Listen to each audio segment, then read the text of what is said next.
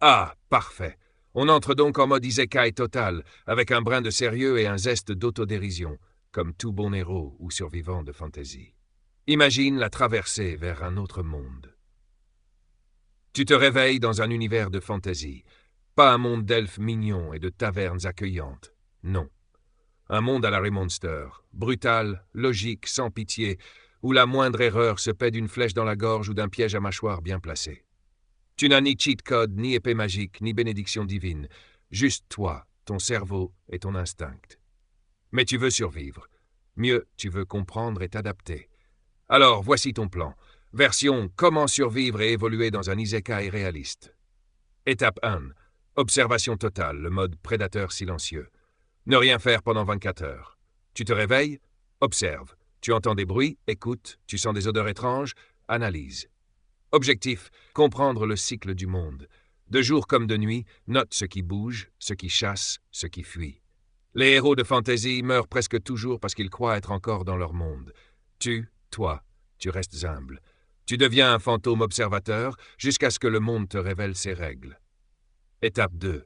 Tactique du corbeau. Avant de parler, imite. Avant d'attaquer, vole.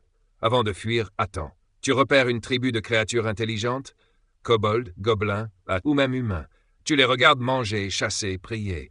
Tu apprends leur rythme, leurs gestes, leurs mots.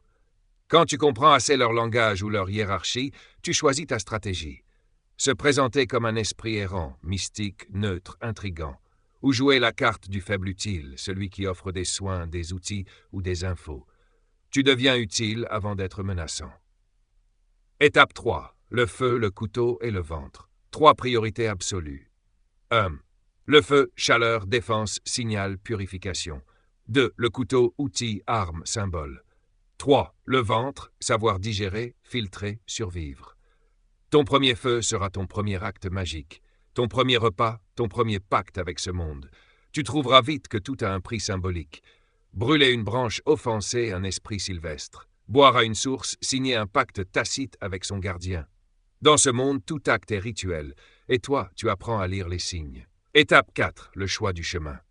Chaque survivant d'un isekai doit choisir son arche d'évolution. Toi, tu pourrais être archétype, spécialité, avantage, le vagabond chamanique. Communication avec les bêtes, lecture du monde. Ne combat pas, mais comprend tout. Le guerrier primal, force, endurance, instinct, devient une légende locale. Le chroniqueur errant, intelligence, mémoire, écriture runique. Témoin et prophète des civilisations. Le parasite adaptatif, assimilation, mutation, évolution. Devient ce qu'il dévore, littéralement. Selon ton tempérament, tu pourrais progresser par observation, assimilation ou fusion avec ce monde. Étape 5. Les lois du monde à ne jamais briser.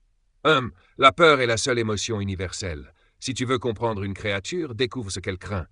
2. Les noms ont du pouvoir. Ne dis pas le tien trop vite et ne demande pas celui des autres sans offrande. 3. Le monde ne t'attend pas. Si tu veux une place, il faudra la prendre, la défendre ou la mériter. Étape 6. Quand tu cesses d'être un étranger, le jour où un kobold t'appellera frère, le jour où un esprit du vent te répondra par ton nom, le jour où le monde ne te rejettera plus comme un intrus. Alors, tu ne seras plus un humain perdu. Tu seras devenu un être du monde, façonné par sa magie, sa terre et sa peur. Et si tu meurs, ce n'est pas une fin, c'est juste un changement de forme. Un autre toi naîtra. Peut-être un coyote humanoïde, ou un esprit du désert, ou un fragment de souvenir attaché à une lame. Souhaites-tu que je pousse ce concept plus loin, par exemple en décrivant précisément le monde où tu arrives, les règles physiques et spirituelles, et la façon dont ton corps se transforme petit à petit pour s'y adapter? Genre ton isekai réaliste complet, avec loi de survie, peuple, danger, évolution de ton avatar.